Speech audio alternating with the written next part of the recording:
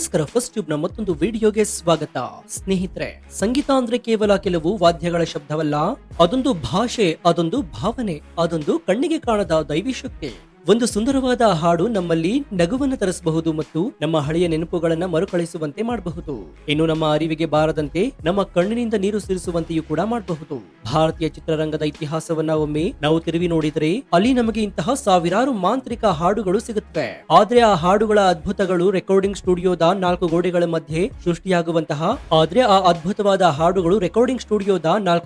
ಮಧ್ಯೆ ಸೃಷ್ಟಿಯಾಗುವಾಗ ಅಲ್ಲಿ ನಡೆಯುವಂತಹ ಕೆಲವು ಭಾವುಕ ಘಟನೆಗಳು ಎಂದಿಗೂ ಹೊರ ಜಗತ್ತಿಗೆ ತಿಳಿಯೋದೇ ಇಲ್ಲ. ಇವತ್ ನಾವು ನಿಮ್ಗೆ ಹೇಳಲು ಹೊರಟಿರುವಂತಹ ಕಥೆ ಇಂತಹದ್ದೇ ಒಂದು ರೋಮಾಂಚನಕಾರಿ ಹಾಗೂ ಕಣ್ಣೀರು ತರಿಸುವಂತಹ ಘಟನೆಯ ಬಗ್ಗೆ.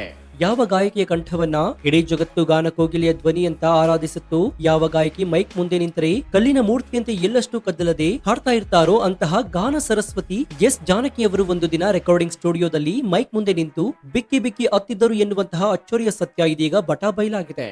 ಭಾರತ ಶ್ರೇಷ್ಠ ಸಂಗೀತ ನಿರ್ದೇಶಕ ಇಳಿಯರಾಜ ಅವರ ಒಂದು ಅದ್ಭುತವಾದ ಟ್ಯೂನ್ ಹಾಗೂ ಕವಿವಾಲಿ ಅವರು ಬರೆದಿದ್ದಂತಹ ಆ 2 ಸಾಲಿನ ಸಾಹಿತ್ಯ ಜಾನಕಮ್ಮ ಅವರ ಹೃದಯವನ್ನ ಅಕ್ಷರಶಃ ಹಿಂಡಿ ಹಿಪ್ಪೆ ಮಾಡಿತ್ತು. ಅಷ್ಟಕ್ಕೂ ಸಂಗೀತವನ್ನೇ ಉಸಿರಾಗಿಸಿಕೊಂಡಿದ್ದಂತಹ ಜಾನಕಮ್ಮ ಅವರ ಕಣ್ಣಿನಲ್ಲಿ ಅಷ್ಟೊಂದು ನೀರು ಬರಲು ಅಂದು ಸ್ಟುಡಿಯೋದಲ್ಲಿ ನಡೆದಂತಹ ಆ ಅಸಲಿ ಘಟನೆಯಂಥದ್ದು. ಇಳಿಯರಾಜ ಅವರು ಕೇವಲ 3 ಗಂಟೆಗಳಲ್ಲಿ ಸೃಷ್ಟಿ ಮಾಡಿದಂತಹ ಮಾಂತ್ರಿಕ ಹಾಡಿನ ಹಿಂದಿರುವಂತಹ ಕರಾಳ ವಾಸ್ತವವೇನು? ಯೇಸುವಿನ ತಾಯಿ ಮೇರಿ ಮಾತೆಯ ಬಗ್ಗೆ ವಾಲಿಯವರು ಬರೆದಿದ್ದಂತಹ ಕರುಣಾಜನಕ ಸಾಲುಗಳ ಅರ್ಥವೇನು? ಕಣ್ಣೀರು ಹಾಕ್ತಾ ಇದ್ದ ಜಾನಕಮ್ಮ ಅವರನ್ನ ನೋಡಿ ಇಳಿಯರಾಜ ಅವರು ತಕ್ಷಣವೇ ರೆಕಾರ್ಡಿಂಗ್ ನಿಲ್ಲಿಸಿ ಮಾಡಿದ್ದೇನು? 1978ರಲ್ಲಿ ಮೂಡಿ ಬಂದಂತಹ ಆ ಒಂದು ಹಾಡು ಇಂದಿಗೂ ದಕ್ಷಿಣ ಭಾರತದ ಮೂಲೆ ಮೂಲೆಯಲ್ಲೂ ಕೂಡ ದೇವಸ್ಥಾನಗಳಲ್ಲಿ ಪ್ರತಿಧ್ವನಿಸ್ತಾ ಇರುವುದಾದ್ರೂ ಯಾಕೆ? ಬನ್ನಿ ಇವತ್ತಿನ ಎಕ್ಸ್ಕ್ಲೂಸಿವ್ ಸಿನಿಮಾ ಮತ್ತು ಸಂಗೀತ ಡಾಕ್ಯುಮೆಂಟರಿ ರಿಪೋರ್ಟ್ ನಲ್ಲಿ ಎಸ್ ಜಾನಕಿ ಮತ್ತು ಇಳಿಯರಾಜ ಅವರ ನಡುವಿನ ಆ ಭಾವುಕ ಕ್ಷಣ ಹಾಗೂ ಆ ಐತಿಹಾಸಿಕ ಹಾಡಿನ ಹುಟ್ಟಿನ ಪ್ರತಿಯೊಂದು ರೋಚಕ ಮಾಹಿತಿಯನ್ನ ಅತ್ಯಂತ ವಿವರವಾಗಿ ಅರ್ಥ ಮಾಡ್ಕೊಳ್ಳೋಣ. ಪ್ರತಿಯೊಬ್ಬ ಸಂಗೀತ ಪ್ರೇಮಿಯೂ ಕೂಡ ತಿಳಿದುಕೊಳ್ಳಲೇಬೇಕಾದಂತಹ ಮಹತ್ವದ ಮಾಹಿತಿ ಇದು. ಹೀಗಾಗಿ ವಿಡಿಯೋವನ್ನ ಇಲ್ಲೂ ಸ್ಕಿಪ್ ಮಾಡದೆ ಕೊನೆವರೆಗೂ ನೋಡಿ. ಸೊ ವಿಡಿಯೋವನ್ನ ಶುರು ಮಾಡೋಣ. ಆದ್ರೆ ಅದಕ್ಕೂ ಮುನ್ನ ಎಸ್ ಜಾನಕಿ ಅವರು ನಮ್ಮನ್ನಾಗಲಿದ್ದಾರೆ, ಅವರ ಆತ್ಮಕ್ಕೆ ಶಾಂತಿ ಸಿಗಲಿ ಅಂತ ನಾವು ಪ್ರಾರ್ಥಿಸೋಣ. ಓಂ ಶಾಂತಿ ಅಂತ ಕಮೆಂಟ್ ಮಾಡಿ ಹಾಗೂ ವಿಡಿಯೋಗೆ ಲೈಕ್ ಕೊಡಿ. ಜೊತೆಗೆ ಎಸ್ ಜಾನಕಿ ಅವರು ಹಾಡಿರುವಂತಹ ಯಾವ ಹಾಡು ನಿಮಗೆ ಅತ್ಯಂತ ಇಷ್ಟ ಅಂತ ಕಮೆಂಟ್ ಮಾಡಿ. ಸ್ನೇಹಿತರೆ, ಈ ಭಾರಿ ದೊಡ್ಡ ಭಾವುಕ ಘಟನೆಯ ಆಳ ನಿಮ್ಗೆ ಅರ್ಥ ಆಗ್ಬೇಕಾದ್ರೆ ನೀವು ಮೊದಲು ಮ್ಯೂಸಿಕ್ ಮಿಸ್ಟರ್ ಇಳಿಯರಾಜ ಅವರ ಸಂಗೀತದ ಅಸಲಿ ತಾಕತ್ತನ್ನ ಕಂಪ್ಲೀಟ್ ಆಗಿ ಅರ್ಥ ಮಾಡ್ಕೊಳ್ಬೇಕಾಗತ್ತೆ. ಭಾರತೀಯ ಚಿತ್ರರಂಗದಲ್ಲಿ ಸಾವಿರಾರು ಸಂಗೀತ ನಿರ್ದೇಶಕರು ಬಂದು ಹೋಗಿದ್ದಾರೆ, ಆದ್ರೆ ಇಳಿಯರಾಜ ಅವರಿಗೆ ಇರುವಂತಹ ಸ್ಥಾನಮಾನ ಕಂಪ್ಲೀಟ್ ಆಗಿ ಭಿನ್ನವಾದದ್ದು. ಅವರು ಕೇವಲ ಕೀಬೋರ್ಡ್ ಹಿಡಿದು ಹಾಡು ಹಾಡುವವರಲ್ಲ, ಬದಲಾಗಿ ಮಣ್ಣಿನ ವಾಸನೆಯನ್ನ ಮತ್ತು ಹಳ್ಳಿಯ ಸೊಗಡನ್ನ ತಮ್ಮ ವಾದ್ಯಗಳ ಮೂಲಕ ಪ್ರೇಕ್ಷಕರ ಕಿವಿಗೆ ತಲುಪುವ ಅಪ್ಪಟ ಕಲಾಕಾರರು. ದುಃಖವಿರಲಿ, ಸಂತೋಷವಿರಲಿ, ಅಳುವಿರಲಿ ಅಥವಾ ನಗುವಿರಲಿ, ಪ್ರತಿಯೊಂದು ಭಾವನೆಗೂ ಕೂಡ ಇಳಿಯರಾಜ ಅವರ ಬಳಿ ಒಂದು ಪರ್ಫೆಕ್ಟ್ ಆಗಿರುವಂತಹ ಟ್ಯೂನ್ ಇರುತ್ತೆ. ಇಂದಿಗೂ ಕೂಡ ಲಕ್ಷಾಂತರ ಯುವಕರು ರಾತ್ರಿ ನಿದ್ದೆ ಮಾಡುವ ಮುನ್ನ ಕಿವಿಗೆ ಇಯರ್ಫೋನ್ ಹಾಕೊಂಡು ಇಳಿಯರಾಜ ಅವರ ಹಾಡುಗಳನ್ನು ಕೇಳುತ್ತಲೇ ನಿದ್ರೆಗೆ ಜಾರ್ತಾರೆ. ಅಂದ್ರೆ ಅವರ ಸಂಗೀತದ ಆಳ ಎಷ್ಟಿದೆ ಅನ್ನೋದು ನಮಗೆ ಸ್ಪಷ್ಟವಾಗಿ ಅರ್ಥವಾಗುತ್ತೆ. ಇಳಿಯರಾಜ ಅವರು ಬರೋಬ್ಬರಿ 4000ಕ್ಕೂ ಹೆಚ್ಚು ಚಿತ್ರಗಳಿಗೆ ಸಂಗೀತ ಸಂಯೋಜನೆ ಮಾಡಿ ಇತಿಹಾಸವನ್ನ ಸೃಷ್ಟಿ ಮಾಡಿದ್ದಾರೆ. ಇಳಿಯರಾಜ ಅವರು ತಮ್ಮ ಸಂಗೀತ ಪಯಣದಲ್ಲಿ ಅನೇಕ ಗಾಯಕ ಗಾಯಕಿಯರನ್ನ ಬಳಸಿಕೊಂಡಿದ್ದಾರೆ. ಆದ್ರೆ ಅವರ ಅತ್ಯಂತ ನೆಚ್ಚಿನ ಮತ್ತು ಆಸ್ಥಾನ ಗಾಯಕಿ ಅಂದ್ರೆ ಅದು ಕೇವಲ ಎಸ್ ಜಾನಕಿ ಅವರು ಮಾತ್ರ. ಇದಕ್ಕೆ ಅತಿ ದೊಡ್ಡ ಕಾರಣ ಅಂದ್ರೆ ಇಳಿಯರಾಜ ಅವರ ಜಾನಪದ ಶೈಲಿಯ ಮತ್ತು ಅತ್ಯಂತ ಕ್ಲಿಷ್ಟಕರವಾದಂತಹ ರಾಗಗಳಿಗೆ ಜೀವ ತುಂಬುತ್ತಾ ಇದ್ದ ತಾಕತ್ತು ಕೇವಲ ಜಾನಕಿ ಅಮ್ಮನವರಿಗೆ ಮಾತ್ರ ಇತ್ತು. ಜಾನಕಿ ಅವರ ಆ ಸಣ್ಣ ಕಂಪನ ಮತ್ತು ಉಸಿರಿನ ನಿಯಂತ್ರಣ ಇಳಿಯರಾಜ ಅವರ ಸಂಗೀತಕ್ಕೆ ಹೇಳಿ ಮಾಡಿಸಿದಂತಿತ್ತು. ಹೀಗಾಗಿ ಇಳಿಯರಾಜ ಅವರು ತಾವು ಕಂಪೋಸ್ ಮಾಡುವಂತಹ ಪ್ರತಿಯೊಂದು ಅತ್ಯುತ್ತಮ ಮೆಲೋಡಿ ಹಾಡುಗಳನ್ನ ಜಾನಕಿ ಅವರಿಂದಲೇ ಹಾಡಿಸ್ತಾ ಇದ್ರು. ಇವರಿಬ್ಬರ ಕಾಂಬಿನೇಷನ್ ನಲ್ಲಿ ಮೂಡಿ ಬಂದಂತಹ ಸಾವಿರಾರು ಹಾಡುಗಳು ಇಂದಿಗೂ ಕೂಡ ಎವರ್ ಗ್ರೀನ್ ಹಿಟ್ ಲಿಸ್ಟ್ ನಲ್ಲಿ ರಾರಾಜಿಸ್ತಾ ಇದ್ದಾವೆ. ಎಸ್ ಜಾನಕಿ ಅವರು ರೆಕಾರ್ಡಿಂಗ್ ಸ್ಟುಡಿಯೋಗೆ ಬಂದ್ರೆ ಅವರು ಹಾಡುವ ಶೈಲಿಯೇ ಕಂಪ್ಲೀಟ್ ಆಗಿ ಬೇರೆಯಾಗಿರ್ತಾ ಇತ್ತು. ಸಾಮಾನ್ಯವಾಗಿ ಗಾಯಕರು ಮೈಕ್ ಮುಂದೆ ನಿಂತಾಗ ಹಾಡಿನ ಭಾವನೆಗೆ ತಕ್ಕಂತೆ ತಮ್ಮ ಕೈಗಾಲುಗಳನ್ನು ಅಲಗಾಡಿಸುವುದು, ಮುಖಭಾವವನ್ನ ಬದಲಾಯಿಸುವುದು ಅಥವಾ ತಾಳಕ್ಕೆ ತಕ್ಕಂತೆ ಹೆಜ್ಜೆ ಹಾಕುವುದು ಸರ್ವೇ ಸಾಮಾನ್ಯ.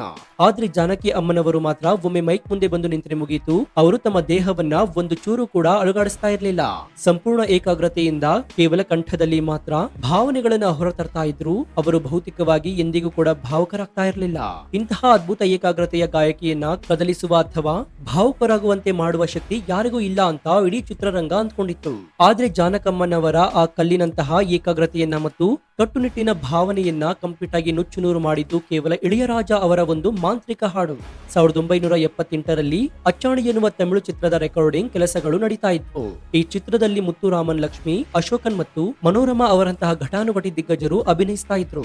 ಈ ಸಿನಿಮಾಗೆ ಸಂಗೀತ ನೀಡುವ ಜವಾಬ್ದಾರಿಯನ್ನ ಇಳಿಯರಾಜ ಅವರು ಹೊತ್ಕೊಂಡಿದ್ರು. ಸಿನಿಮಾದ ಕಥೆಗೆ ತಕ್ಕಂತೆ ಒಂದು ಅತ್ಯಂತ ಭಾವುಕವಾದ ಹಾಡಿನ ಅವಶ್ಯಕತೆ ನಿರ್ದೇಶಕರಿಗೆ ಇತ್ತು. ತಾಯಿಯ ಪ್ರೀತಿ ಮತ್ತು ಕರುಣೆಯನ್ನು ಬಿಂಬಿಸುವ ಒಂದು ಅದ್ಭುತವಾದ ಸನ್ನಿವೇಶ ಪರದೆಯ ಮೇಲೆ ಮೂಡಿ ಬರಬೇಕಾಗಿತ್ತು. ಈ ಭಾವುಕ ಹಾಡಿಗಾಗಿ ಇಳಿಯರಾಜ ಅವರು ತಮ್ಮ ಹಾರ್ಮೋನಿಯಂ ಹಿಡಿದು ಕುಳಿತಾಗ ಕೇವಲ 3 ಗಂಟೆಯಲ್ಲಿ ಒಂದು ಅದ್ಭುತವಾದ ರಾಗ ಸೃಷ್ಟಿಯಾಯಿತು. ಈ ವಿಚಾರವನ್ನು ಇಳಿಯರಾಜ ಅವರ ಸಹೋದರ ಗಂಗೈ ಅಮರನ್ ಅವರು ಇತ್ತೀಚಿನ ಒಂದು ಸಂದರ್ಶನದಲ್ಲಿ ಹೆಮ್ಮೆಯಿಂದ ಹೇಳಿಕೊಂಡಿದ್ರು. ಈ ಹಾಡಿನ ರಾಗವನ್ನ ಕಂಪೋಸ್ ಮಾಡಲು ಇಳಿಯರಾಜ ಅವರು ಹೆಚ್ಚು ಸಮಯವನ್ನು ತೆಗೆದುಕೊಂಡಿರಲಿಲ್ಲ. ಅವರ ಬೆರಳುಗಳು ಕೀಬೋರ್ಡ್ ಮೇಲೆ ಚಲಿಸ್ತಾ ಇದ್ದಂತೆಯೇ ಆ ದೈವಿ ರಾಗ ತನ್ನಷ್ಟಕ್ಕೆ ತಾನೇ ಮೂಡಿ ಬಂದಿತ್ತು. ಈ ರಾಗವನ್ನ ಕೇಳಿದ ತಕ್ಷಣವೇ ನಿರ್ದೇಶಕರಿಗೆ ಇದೊಂದು ಐತಿಹಾಸಿಕ ಹಾಡಾಗಲಿದೆ ಎನ್ನುವಂತಹ ನಂಬಿಕೆ ಬಂದಿತ್ತು.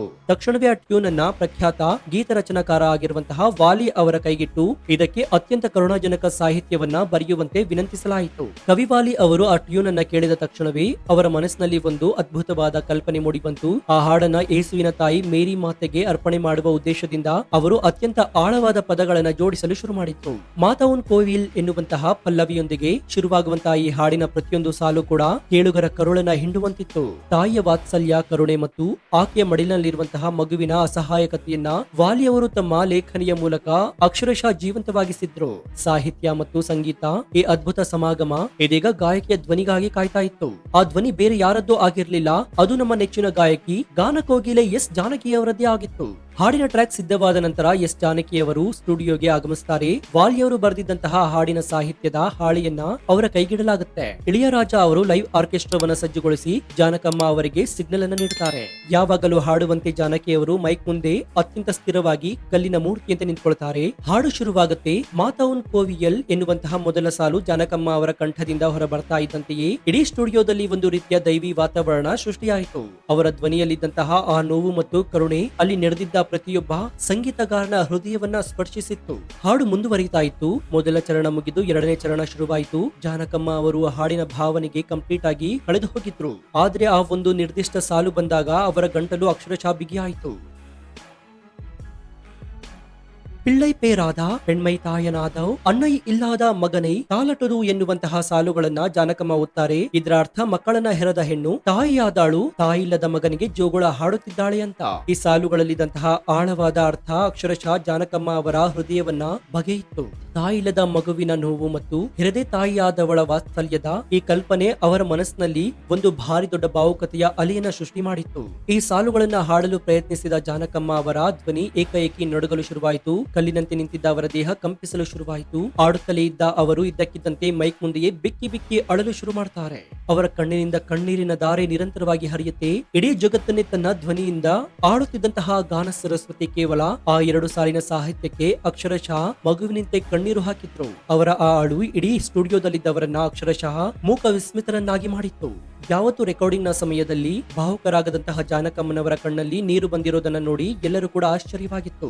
ಜಾನಕಮ್ಮ ಅವರು ಅಳುತ್ತಿರೋದನ್ನ ನೋಡಿದಂತಹ ತಕ್ಷಣ ಇಳಿಯರಾಜ ಅವರು ತಮ್ಮ ಕೈ ಸನ್ನೆ ಮಾಡಿ ಇಡೀ ಲೈವ್ ಆರ್ಕೆಸ್ಟ್ರಾವನ್ನ ಕಂಪ್ಲೀಟ್ ಆಗಿ ನಿಲ್ಲಿಸ್ತಾರೆ. ಸ್ಟುಡಿಯೋದ ಒಳಗೆ ಓಡಿ ಬಂದ ಇಳಿಯರಾಜ ಮತ್ತು ವಾಲಿ ಅವರು ಜಾನಕಮ್ಮನವರ ಬಳಿ ಬಂದು ಏನಾಯಿತು ಅಮ್ಮ, ಯಾಕೆ ಅಳ್ತಾ ಇದ್ದೀರಾ ಅಂತ ಆತಂಕದಿಂದ ಕೇಳುತ್ತಾರೆ. ಕಣ್ಣೀರು ಒರೆಸಿಕೊಳ್ಳುತ್ತಾ ಜಾನಕಿ ಅವರು ಆಡಿದ ಮಾತುಗಳು ಅಲ್ಲಿನ ಪ್ರತಿಯೊಬ್ಬರ ಕಣ್ಣಲ್ಲೂ ಕೂಡ ನೀರು ತರಿಸಿತ್ತು. ಈ ಸಾಲುಗಳನ್ನ ಹಾಡಲು ನನ್ನಿಂದ ಸಾಧ್ಯವಾಗ್ತಾ ಇಲ್ಲ, ಇವು ನನ್ನನ್ನ ಏನು ಮಾಡ್ತಾ ಇದ್ದಾವೆ, ಈ ಪದಗಳಲ್ಲಿ ನೋವು ನನ್ನ ಕರುಳನ್ನ ಹಿಂಡ್ತಾ ಇದೆ, ನನ್ನ ಗಂಟಲಿನಿಂದ ಧ್ವನಿ ಹೊರಬರ್ತಾ ಇಲ್ಲ ಅಂತ ಅಳುತ್ತಾ ಹೇಳ್ತಾರೆ. ಜಾನಕಮ್ಮ ಅವರ ಈ ಭಾವುಕ ಸ್ಥಿತಿಯನ್ನ ಅರ್ಥ ಮಾಡಿಕೊಂಡ ಇಳಿಯರಾಜ ಅವರು ಅತ್ಯಂತ ಗೌರವದಿಂದ ಅವರನ್ನ ಸಮಾಧಾನ ಮಾಡ್ತಾರೆ. ಈ ಹಾಡಿನ ಶಕ್ತಿಯ ಅಂತಹದ್ದು ಅಮ್ಮ, ನೀವು ಸ್ವಲ್ಪ ಹೊತ್ತು ವಿಶ್ರಾಂತಿ ತೆಗೆದುಕೊಳ್ಳಿ ಅಂತ ಹೇಳ್ತಾರೆ. ತಕ್ಷಣವೇ ರೆಕಾರ್ಡಿಂಗ್ ಅನ್ನ ಕ್ಯಾನ್ಸಲ್ ಮಾಡಿ ಜಾನಕಮ್ಮ ಅವರಿಗೆ ಕೆಲವು ಗಂಟೆಗಳ ಕಾಲ ಕಂಪ್ಲೀಟ್ ಆಗಿ ಬ್ರೇಕ್ ನೀಡಲಾಗುತ್ತೆ. ಕಾಫಿ ಕುಡಿದು ಸ್ವಲ್ಪ ಹೊತ್ತು ಮೌನವಾಗಿ ಕುಳಿತ ನಂತರ ಜಾನಕಮ್ಮ ಅವರು ಮತ್ತೆ ತಮ್ಮನ್ನ ತಾವು ಸಮಾಧಾನ ಪಡಿಸಿಕೊಂಡು ರೆಕಾರ್ಡಿಂಗ್ ಗೆ ಸಿದ್ಧರಾಗ್ತಾರೆ. ಕಲಿಯ ಮೇಲಿನ ಅವರ ಪ್ರೀತಿ ಮತ್ತು ಸಮರ್ಪಣೆ ಎಷ್ಟೊಂದು ಆಳವಾಗಿತ್ತು ಅಂದ್ರೆ ಕಣ್ಣೀರು ಹಾಕಿದ್ರು ಮತ್ತೆ ಅದೇ ಹಾಡಿಗೆ ಜೀವ ತುಂಬಲು ಅವರು ಎದ್ದು ನಿಲ್ತಾರೆ.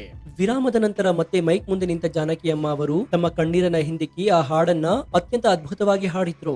ಈ ಬಾರಿ ಅವರ ಧ್ವನಿಯಲ್ಲಿ ಆ ನೈಜವಾದ ನೋವು ಮತ್ತು ಭಾವಕತೆ 100% ಅಡಗಿತ್ತು. ಇಳಿಯರಾಜ ಅವರ ಸಂಗೀತ, ವಾಲಿಯವರ ಸಾಹಿತ್ಯ ಮತ್ತು ಜಾನಕಮ್ಮ ಅವರ ಕಣ್ಣೀರು ಬೆರೆತ ಆ ಧ್ವನಿ ಆ ಹಾಡನ್ನ ಅಕ್ಷರಶಃ ಒಂದು ಮಾಂತ್ರಿಕ ಕಲಾಕೃತಿಯನ್ನಾಗಿ ಪರಿವರ್ತನೆ ಮಾಡಿತು. ರೆಕಾರ್ಡಿಂಗ್ ಮುಗಿದ ನಂತರ ಸ್ಟುಡಿಯೋದಲ್ಲಿದ್ದಂತಹ ಪ್ರತಿಯೊಬ್ಬರು ಎದ್ದು ನಿಂತು ಕಣ್ಣೀರು ಹಾಕುತ್ತಾ ಹೊತ್ತಲ್ಲಿ ಜಾನಕಿ ಅಮ್ಮ ಅವರಿಗೆ ಚಪ್ಪಾಳಿಯನ್ನು ತಟ್ಟಿದ್ರು. ಅಚ್ಚಾಣಿ ಸಿನಿಮಾ ಬಿಡುಗಡೆಯಾದಾಗ ಆ ಚಿತ್ರದ 4 ಹಾಡುಗಳು ಬ್ಲಾಕ್ ಬಸ್ಟರ್ ಹಿಟ್ ಆಗಿದ್ವು. ಆದ್ರೆ ಮಾತಾ ಉನ್ ಕೋವಿಲ್ ಹಾಡು ಮಾತ್ರ ಪ್ರೇಕ್ಷಕರ ಹೃದಯದಲ್ಲಿ ಶಾಶ್ವತವಾಗಿ ಸ್ಥಾನವನ್ನ ಪಡೆದುಕೊಂಡಿತ್ತು. ಚಿತ್ರಮಂದಿರದಲ್ಲಿ ಆ ಹಾಡು ಬಂದಾಗ ಪ್ರತಿಯೊಬ್ಬ ಪ್ರೇಕ್ಷಕನ ಕಣ್ಣಲ್ಲೂ ಕೂಡ ನೀರು ಬಂದಿತ್ತು. ಜಾನಕಿ ಅವರು ರೆಕಾರ್ಡಿಂಗ್ ಸ್ಟುಡಿಯೋದಲ್ಲಿ ಹೇಗೆ ಕಣ್ಣೀರು ಹಾಕಿದ್ರು, ಅದೇ ರೀತಿ ಆ ಹಾಡನ್ನ ಕೇಳಿದ ಪ್ರತಿಯೊಬ್ಬ ಸಾಮಾನ್ಯ ಮನುಷ್ಯನು ಕೂಡ ಬಿಕ್ಕಿ ಬಿಕ್ಕಿ ಅಳ್ತಿದ್ದ. ಇದೇ ಆ ಹಾಡಿನ ಅತಿದೊಡ್ಡ ಯಶಸ್ಸಿಗೆ ಕಾರಣವಾಯಿತು. ಒಂದು ಹಾಡು ಮನುಷ್ಯನ ಭಾವನೆಯನ್ನು ಎಷ್ಟು ಆಳವಾಗಿ ಪ್ರಭಾವಿಸುತ್ತೆ ಎನ್ನುವುದಕ್ಕೆ ಈ ಹಾಡು ಜೀವಂತ ಉದಾಹರಣೆಯಾಗಿದೆ. 1978ರಲ್ಲಿ ಬಿಡುಗಡೆಯಾದ ಆ ಹಾಡು ಇಂದಿಗೂ ಕೂಡ ತನ್ನ ಚಾರ್ಮನ ಕಳೆದುಕೊಂಡಿಲ್ಲ ಎನ್ನುವುದು ನೀವು ನಂಬಲೇಬೇಕಾಗುತ್ತೆ. ತಮಿಳುನಾಡು ಮತ್ತು ದಕ್ಷಿಣ ಭಾರತದ ಮೂಲೆ ಮೂಲೆಗಳಲ್ಲಿರುವಂತಹ ದೇವಸ್ಥಾನಗಳಲ್ಲಿ ಹಬ್ಬಗಳ ಸಮಯದಲ್ಲಿ ಇಂದಿಗೂ ಕೂಡ ಇದೇ ಹಾಡನ್ನ ಪ್ಲೇ ಮಾಡುವುದು ಒಂದು ವಾಡಿಕೆಯಾಗಿದೆ. ಮೇರಿ ಮಾತೆಯ ಬಗ್ಗೆ ಬರೆದಿರುವಂತಹ ಆ ಹಾಡಿನಲ್ಲಿ ತಾಯಿಯ ವಾತ್ಸಲ್ಯ ಪ್ರತಿಯೊಂದು ಧರ್ಮದ ಮತ್ತು ಪ್ರತಿಯೊಂದು ಭಾಷೆಯ ಜನರನ್ನ ತನ್ನತ್ತ ಸೆಳೆದುಕೊಂಡಿದೆ. ಜಾನಕಮ್ಮ ಅವರ ಧ್ವನಿ ಆ ಹಾಡಿಗೆ ಒಂದು ರೀತಿಯ ಪಾವಿತ್ರ್ಯತೆಯನ್ನ ತಂದುಕೊಟ್ಟಿದೆ ಅಂದ್ರೆ ತಪ್ಪಾಗೋದಿಲ್ಲ. ಒಟ್ಟಾರೆಯಾಗಿ ಹೇಳುವುದಾದ್ರೆ ಸ್ನೇಹಿತರೆ, ಈ ಇಡೀ ಸಿನಿಮೆಯ ಮತ್ತು ಸಂಗೀತಮಯ ವಿದ್ಯಮಾನವನ್ನ ಅವಲೋಕಿಸಿದಾಗ ನಮಗೆ ಅರ್ಥವಾಗುವ ಒಂದು ಕಟ್ಟು ಸತ್ಯವಂದ್ರೆ, ನೈಜವಾದ ಭಾವನೆಗಳಿಂದ ಸೃಷ್ಟಿಯಾದ ಯಾವುದೇ ಕಲಾಕೃತಿಯಾದ್ರೂ ಕೂಡ ಅದು ಕಾಲವನ್ನ ಮೀರಿ ನಿಲ್ಲುತ್ತೆ ಅನ್ನೋದು. ಮಾತಾ ಉನ್ ಕೋವಿಲ್ ಹಾಡು ಕೇವಲ ಒಂದು ಸಿನಿಮಾದ ಗೀತೆಯಲ್ಲ, ಬದಲಾಗಿ ಅದು ತಾಯಿಯ ಪ್ರೀತಿಯ ಪ್ರತೀಕ. ಎಸ್ ಜಾನಕಿಯವರು ಇಳಿಯರಾಜ ಅವರ ನಡುವಿನ ಈ ಭಾವುಕ ರೆಕಾರ್ಡಿಂಗ್ ಕ್ಷಣದ ವಾಸ್ತವ ಚಿತ್ರಣವನ್ನ ಎತ್ತಿ ಹಿಡಿಯುವಂತಹ ಈ ರಿಪೋರ್ಟ್ ಎಲ್ಲರಿಗೂ ತಲುಪುವಂತೆ ಹೆಮ್ಮೆಯಿಂದ ವಿಡಿಯೋವನ್ನು ನಿಮ್ಮ ವಾಟ್ಸ್ಆಪ್ ಫೇಸ್ಬುಕ್ ಗ್ರೂಪ್ ನಲ್ಲಿ ಮರೆಯದೆ ಶೇರ್ ಮಾಡಿ. ಇದೇ ರೀತಿಯ ನಿಖರವಾದ ಹಾಗೂ ವಿಸ್ತೃತವಾದ ಸಿನಿಮಾ ಇತಿಹಾಸ ಮತ್ತು ಸಂಗೀತದ ರೋಚಕ ಮಾಹಿತಿಗಾಗಿ ನಿಮ್ಮ ನೆಚ್ಚಿನ ಫಸ್ಟ್ ಯೂಟ್ಯೂಬ್ ಚಾನೆಲ್ ಅನ್ನ ಈಗಲೇ ಸಬ್ಸ್ಕ್ರೈಬ್ ಮಾಡಿಕೊಂಡು ಪಕ್ಕದಲ್ಲಿರುವಂತಹ ಬೆಲ್ ಐಕಾನ್ ಅನ್ನು ಪ್ರೆಸ್ ಮಾಡಿ. ಇದರಿಂದ ನಾವು ಹಾಕುವ ಹೊಸ ವಿಡಿಯೋಗಳ ನೋಟಿಫಿಕೇಶನ್ ಮೊದಲು ನಿಮಗೆ ಸಿಗುತ್ತೆ. ಮತ್ತೊಂದು ಅದ್ಭುತವಾದ ವಿಡಿಯೋದೊಂದಿಗೆ ನಿಮ್ಮನ್ನ ಭೇಟಿ ಆಗ್ತೀನಿ. ಅಲ್ಲಿಯವರೆಗೂ ಎಚ್ಚರದಿಂದ ಇರಿ, ದೇಶ ವಿದೇಶದ ಆಗು ಹೋಗುಗಳನ್ನ ಗಮನಿಸ್ತಾನಿರಿ. ಇದಾಗಿತ್ತು ಈ ಕ್ಷಣದ ವಿಶೇಷ. ನೋಡ್ತಾ ಇರಿ ಫಸ್ಟ್ ಟ್ಯೂಬ್ ಕನ್ನಡ. ಧನ್ಯವಾದ.